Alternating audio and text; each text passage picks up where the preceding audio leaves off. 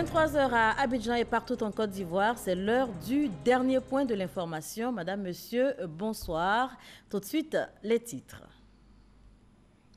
Conseil des ministres, ce matin au palais de la présidence, la réunion hebdomadaire des membres du gouvernement a eu lieu en présence du chef de l'État, Alassane Ouattara.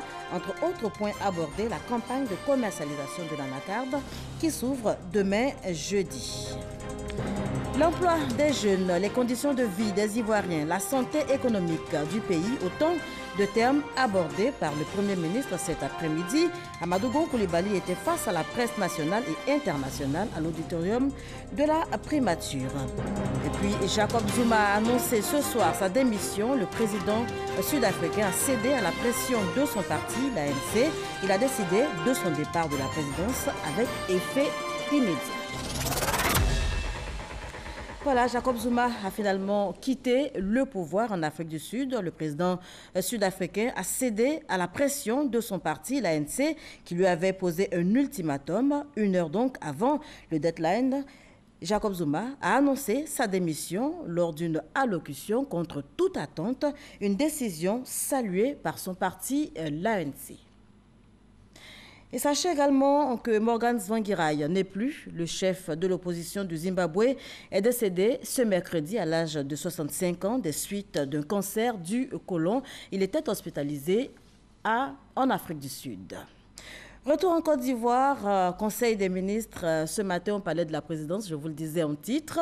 La réunion hebdomadaire des membres du gouvernement a eu lieu en présence du chef de l'État, Alassane Ouattara.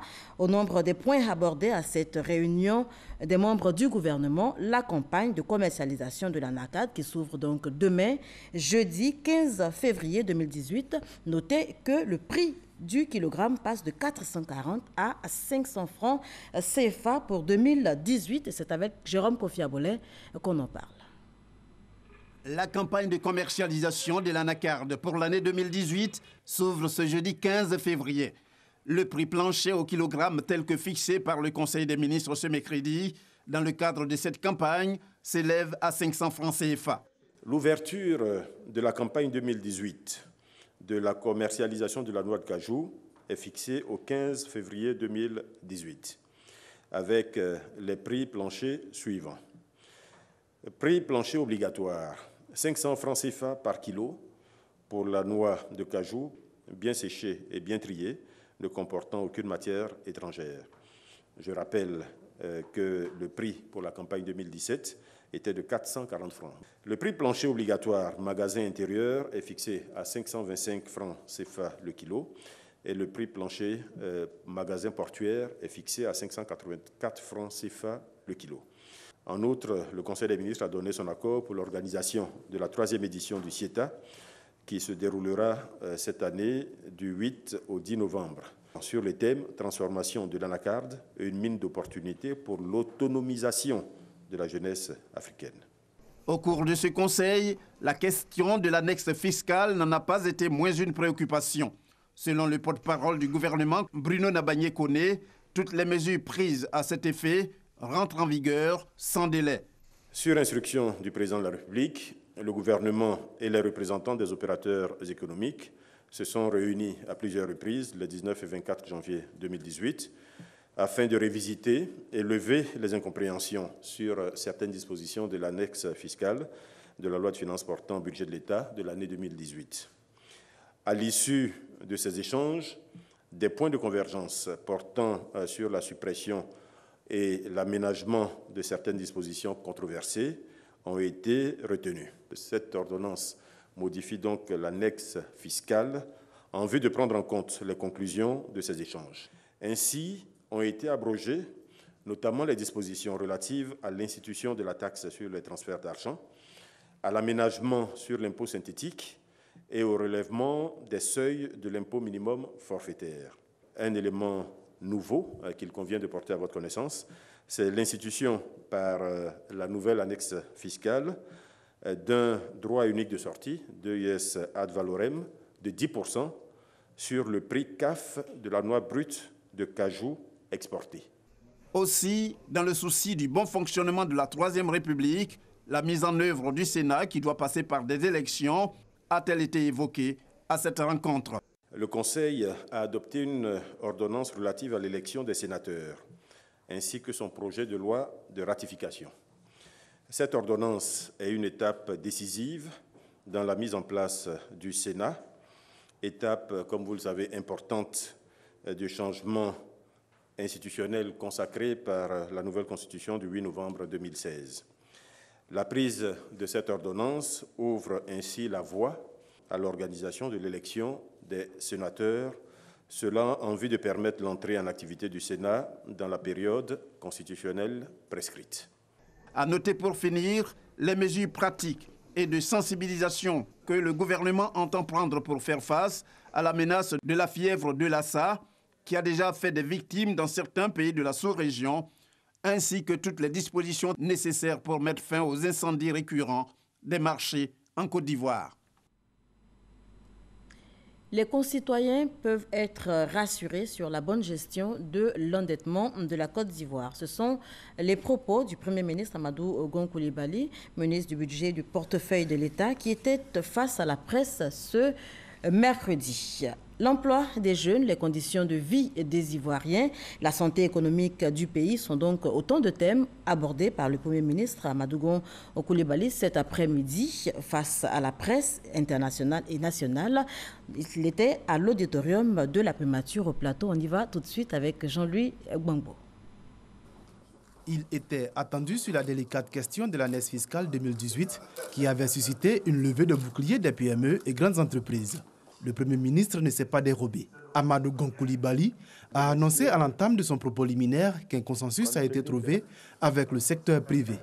La version amendée de l'annexe fiscale 2018 a été adoptée ce jour en Conseil des ministres par ordonnance du chef de l'État et rentrera en vigueur jeudi 15 février 2018. Les points d'accord obtenus dans le cadre de cette annexe fiscale 2018 révisée portent sur les taux des droits d'assises sur les boissons alcoolisées et non alcoolisées, le tabac, ainsi que la taxe sur les transferts d'argent. Le secteur privé s'est réjoui de ce dénouement heureux. Nous sommes satisfaits déjà par rapport à l'esprit de partenariat qui prévaut entre le gouvernement et le secteur privé.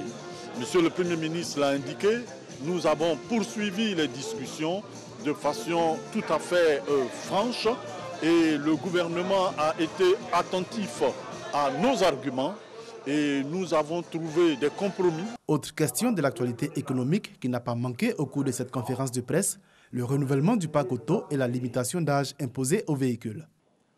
Pour ce qui est de la limitation de l'âge des véhicules d'occasion importés, il faut comprendre qu'il s'agit d'une réforme qui a pour objectif d'assurer à nos concitoyens le confort et la sécurité au cours de leur déplacement et ainsi de renforcer la lutte contre les sécurités routières et les accidents. S'agissant du renouvellement du parc automobile, contrairement à ce qui se raconte, je veux insister sur le fait que le gouvernement ne prévoit pas de remplacement forcé et systématique de tous les véhicules, notamment ceux affectés au transport public de voyageurs et de marchandises, parmi lesquels les BACA. Il s'agit plutôt d'une adhésion volontaire des acteurs du transport routier. À ce titre, les entreprises de transport routier désireuses d'adhérer à ce programme sont invitées à prendre attache avec le Fonds de développement du transport routier, FDTR.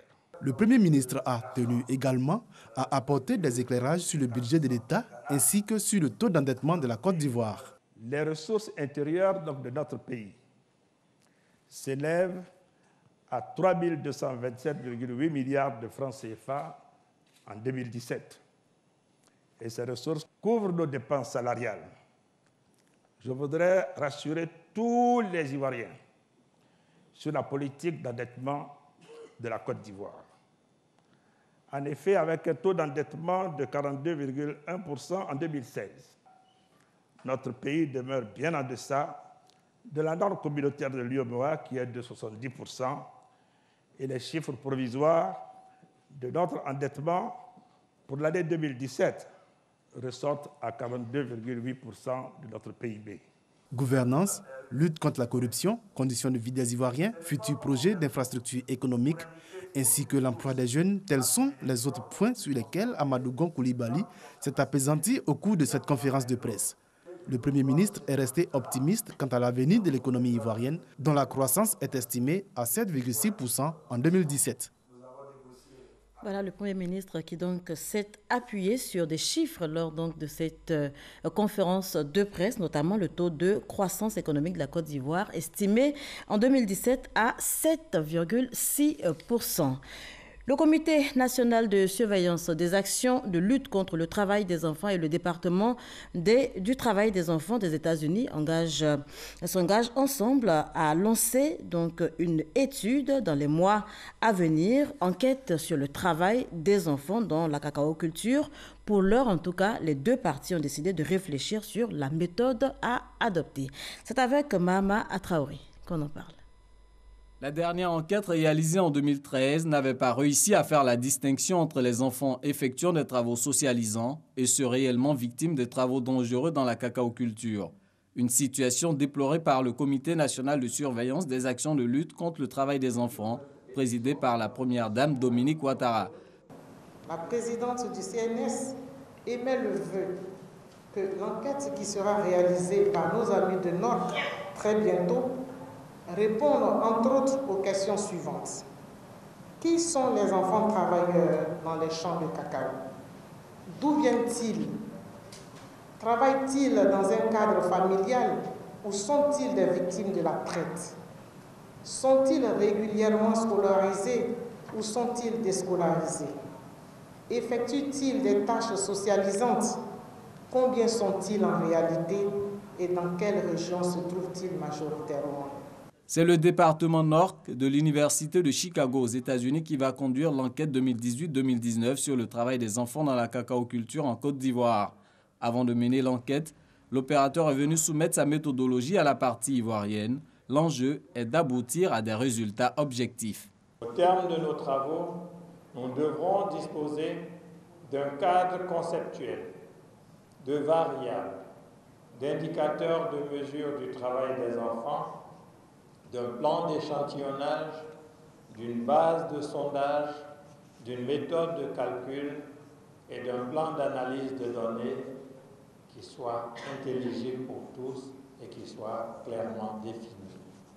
L'enquête sur le travail des enfants dans la cacaoculture en est à sa 3e édition. Financée par le département du travail des États-Unis, elle est réalisée tous les 5 ans dans le cadre du protocole Harkin-Engel de 2001, visant à réduire de 70% les pires formes de travail des enfants dans la cacaoculture d'ici à 2020. On poursuit en images. Le carême chrétien a débuté aujourd'hui, 14 février 2018. Pendant 40 jours, les chrétiens catholiques devront faire preuve d'abstinence. Le carême chrétien, moment de pardon, de partage, de pénitence, qui démarre donc avec le mercredi des cendres. Ils étaient nombreux ce 14 février dans les différentes paroisses à se faire donc imposer des cendres avant d'entamer la marche vers la Pâque. Comment vivre un bon carême? La question se pose en ce premier jour de jeûne et de prière pour se rapprocher davantage de Dieu. Séphora Zegui et Franck Kouadio ont rencontré pour vous quelques responsables de l'Église catholique pour en savoir davantage. Le carême est un temps de préparation à la célébration de la résurrection du Christ, la Pâque. Son objectif est d'amener le chrétien à la purification et à la sanctification. Comme Jésus dans le désert, les chrétiens catholiques sont invités à vivre 40 jours et 40 nuits de pénitence, de partage, de solidarité, de mise à l'épreuve et de combat spirituel. Pour nous les catholiques, le sommet de la vie de Jésus, c'est sa mort et sa résurrection. Donc ce temps de carême nous est proposé, nous est donné pour nous préparer, pour nous aider à entrer dans la résurrection, c'est-à-dire pour ressusciter comme le Christ. Mais comment vivre un bon mois de carême? Mathieu Ibrago, vicaire de la paroisse Saint-Augustin de Bégéville, nous en donne les secrets. Pour vivre saintement ce temps de carême, je reviens sur les 3 choses essentielles, c'est-à-dire la prière, le dialogue avec Dieu, la pénitence, c'est-à-dire la conversion, savoir s'abstenir de certain nombre de choses, ça va changer un peu son comportement. Et puis troisième chose, le partage, partager ce que j'ai avec, être solidaire de la souffrance des autres. Pour ceux qui ne le savent peut-être pas, voici des efforts de carême à faire pour bien vivre ce temps de prière et de partage. Pour les enfants, ils peuvent s'abstenir par exemple du chocolat. Pour d'autres personnes, ils peuvent s'abstenir de Facebook. Par exemple, le vendredi, pour trouver un peu plus de temps de silence. Je peux par exemple aller visiter les malades de mon quartier, de ma CEB. Ou bien aller visiter les prisonniers. Quand on a jeûné ce qu'on n'a pas pu manger, on le met de côté pour les pauvres. Le carême est une période de pénitence, de jeûne et d'aumône qui dure 40 jours. Un temps qui précède la fête de Pâques. Cette année, le carême chrétien commence avec le mercredi des cendres prévu le 14 février et s'achève le 31 mars avec la semaine sainte. Voilà, mercredi 14 février, mercredi des cendres, l'événement coïncide avec la célébration, aujourd'hui 14 février, de la Saint-Valentin, la fête des amoureux. Entre carême et Saint-Valentin, comment se sont comportés les chrétiens catholiques aujourd'hui? David Soyo et Serge Koléa se sont intéressés à la question. Cocody Angré, dans cette cité, vit la famille Anigra, une famille chrétienne catholique. Du retour de l'église, le couple se prépare à commémorer la Saint-Valentin. Une occasion pour ce couple marié depuis 17 ans d'entretenir la flamme amoureuse. L'amour, il est dans le cœur, c'est tous les jours. Nous avons besoin de moments importants pour raviver cette flamme. Je serai toujours présente aux côtés de mon époux pour lui manifester mon amour et qu'il soit heureux, comme il a toujours été, je l'espère. Pour cette année, c'est une occasion pour nous de vraiment nous rapprocher l'un de l'autre. On a envie de se faire plaisir, échanger un repas dans un autre cadre, changer un peu. Non loin de la famille Anigra, Élisée Kobenan, jeune mariée, est rentrée tôt du travail pour concocter une surprise à son épouse.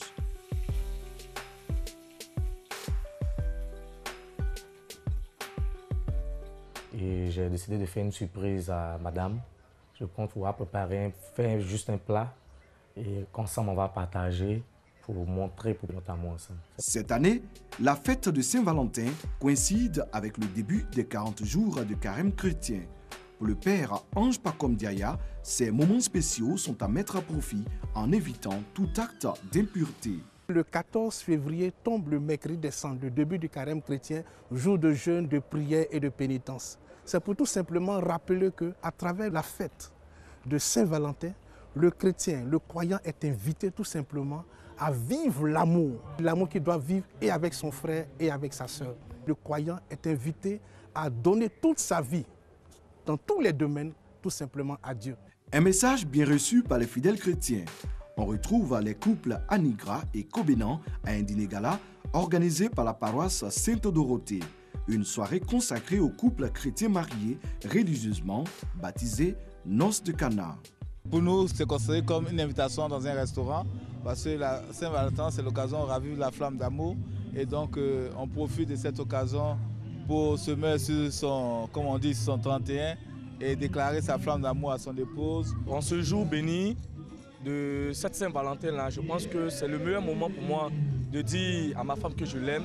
Et le meilleur moment, le meilleur endroit que j'ai pu choisir, c'est de célébrer cela à l'église ici et ensemble confier encore notre couple au Seigneur de sorte que demain soit encore meilleur.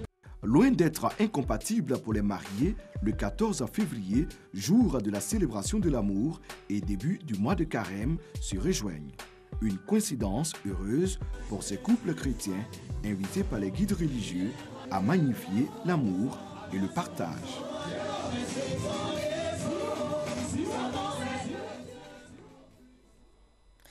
On change complètement de sujet à présent. Vers 9h ce matin, la gare lagunaire du Plateau s'est affaissée dans les eaux de la lagune. Qu'est-ce qui s'est passé? Nos reporters étaient sur le terrain pour en savoir davantage. Ils ont donc rencontré les responsables du réseau des gares de la Sotra. Si les lève-tôt ont pu regagner à temps leur destination, ceux du début des journées vers 9h l'ont constaté. La plateforme flottante de la gare lagunaire Sotra au Plateau s'est affaissée. Bon, ben j'ai peur, quoi. Je viens de trouver que oui, c'est penché. Je me suis dit, bon, ok, je vais me débrouiller pour aller sur l'autre côté. C'est dommage, sincèrement, c'est dommage. Puisque ça va causer beaucoup de désagréments, surtout aux élèves qui se déplacent. Mais pour les responsables de la SOTRA venus faire le constat, la situation s'explique. La raison, c'est que c'est une plateforme flottante. Donc elle a été conçue sur un caisson qui est compartimenté, dans lequel se trouve du liège, de sorte que ça puisse flotter. Et nous sommes dans une zone qui est une espèce de cuvette. Quand les salades d'eau, les salades s'accumulent autour et aussi s'infiltrent en dessous. Ces salades-là, en se décomposant, produisent du gaz. Ce gaz qui se décompose a attaqué le dessous de la plateforme. Et donc des micro-fissures se sont produites. Malheureusement, à travers ces micro-fissures-là, l'eau s'est infiltrée. Et Dieu merci, comme la plateforme est compartimentée, l'eau n'est pas allée partout. C'est pour ça qu'on voit que ça a fessé d'un côté. Dans le côté où l'eau s'est infiltrée, ça a créé un déséquilibre. Une solution transitoire, cependant, a été trouvée. L'activité a été momentanément interrompue. Aux environs de 16 heures, ça a repris parce que le PCA de la société Aqualine C30 a bien voulu nous permettre d'utiliser ces quais. Donc on a nos clients qui ont nos cartes de bus, ils peuvent aller sur ce quai-là, emprunter nos bateaux-bus pour poursuivre le voyage comme cela se faisait auparavant. On a déjà commencé à sécuriser là, à peu près ce soir. Et d'ici lundi, je pense que la gare devrait être opérationnelle.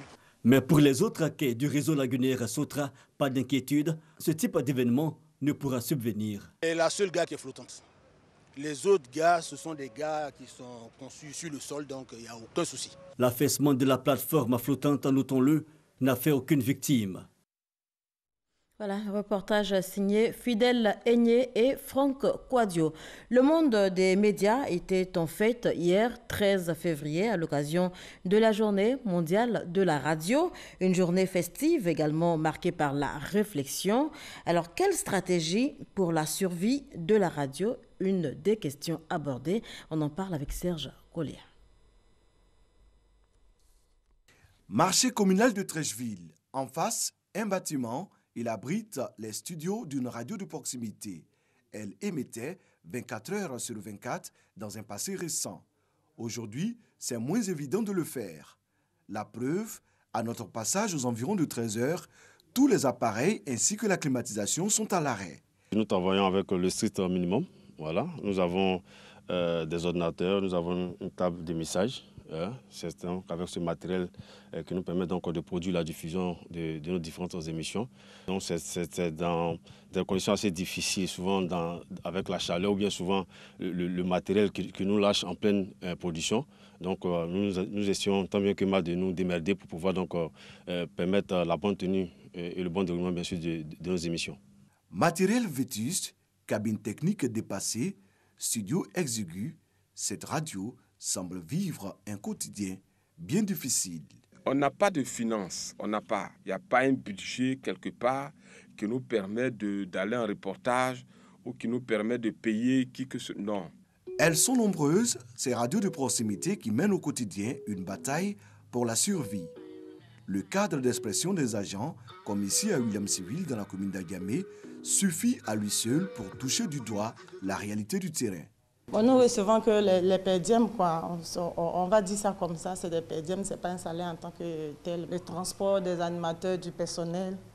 Même s'ils ne reçoivent que le transport, animateurs et techniciens se donnent à fond pour vivre leur passion.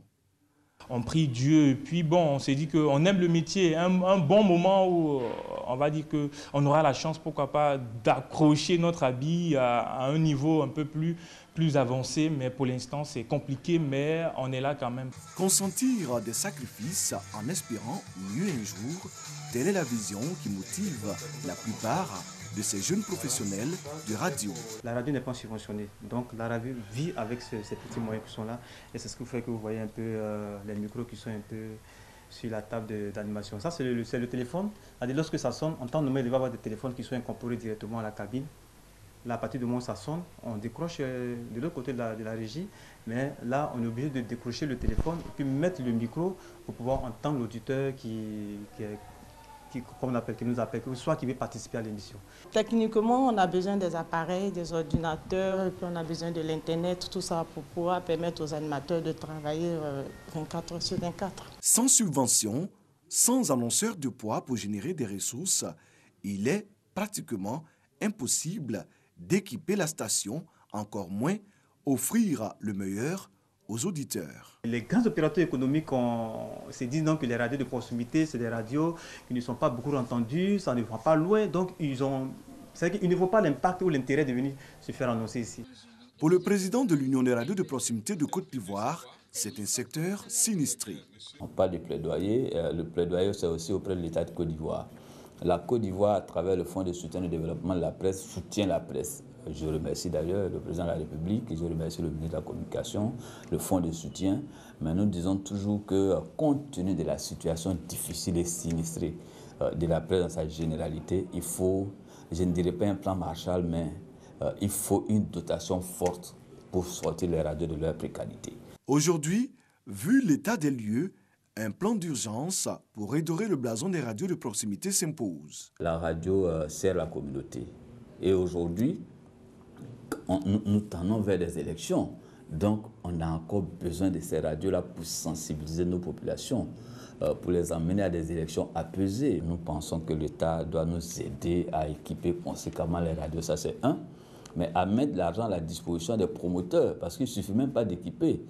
Il faut un plan de développement économique au niveau de la radio. Il faut travailler à cela. En ce qui concerne la radio de proximité, nous avons prévu une rencontre bientôt avec les responsables de cette organisation. L'idée est de réfléchir à un modèle économique qui puisse fonctionner, qui puisse permettre à ces radios de générer des revenus pour prendre en charge les coûts d'exploitation, mais également prévoir le renouvellement de l'investissement.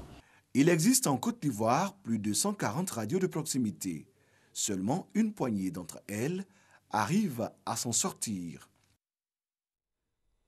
500 millions de francs CFA mis à la disposition des femmes dans le cadre du projet de gestion novatrice Fonds national Femmes et Développement.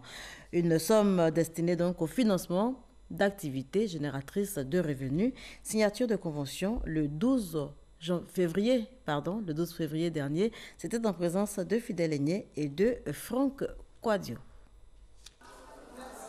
Ces femmes viennent de bénéficier d'un fonds de plus de 500 millions de francs CFA, une somme devant servir au financement d'activités génératrices de revenus. Selon le ministre en charge de la femme, cette action est une aide du gouvernement aux femmes les plus démunies pour leur prise en charge et leur insertion socio-économique. Toutes les femmes peuvent en bénéficier. Le montant varie entre 50 000 et 500 000 francs pour les femmes qui sont seules. Et puis pour les femmes qui sont en groupement, de 500 000 francs et plus. C'est un fonds pour aider les femmes à se prendre en charge, à subvenir à leurs propres besoins, aux besoins de leur famille, aux besoins de leurs enfants. Lancé en octobre 2007, le Fonds national Femmes et Développement vise à lutter contre la féminisation de la pauvreté. Il est disponible dans 11 microfinances sélectionnées. Ces structures sont chargées de la distribution de crédits aux femmes pour leur autonomisation. À présent, retour à l'international avec l'actualité en bref. Escale en Libye, au Burundi et aux États-Unis.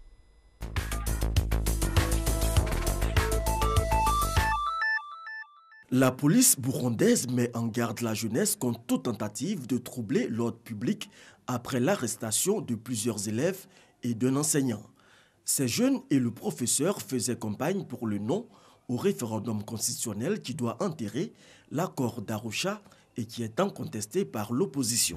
Au moins 23 migrants ont été tués et une centaine d'autres blessés dans l'accident d'un camion qui les transportait près de Bani Walid à 170 km au sud de Tripoli. Plus de 300 migrants, la plupart de nationalité érythréenne et somalienne, se trouvaient à bord lorsque le véhicule s'est renversé en matinée. Aux États-Unis, la police enquêtait mercredi sur une fusillade qui a eu lieu tôt dans la matinée près du siège de l'agence de renseignement faisant au moins un blessé. La situation est sous contrôle et il n'y a plus de menace pour la sécurité, a sobrement annoncé sur Twitter l'agence de renseignement. Voilà, c'est sur ces images que je vous dis au revoir. Merci de nous avoir suivis. Encore une fois, très bonne fête de Saint-Valentin à toutes et à tous et surtout, très bon mois de carême à toute la communauté chrétienne.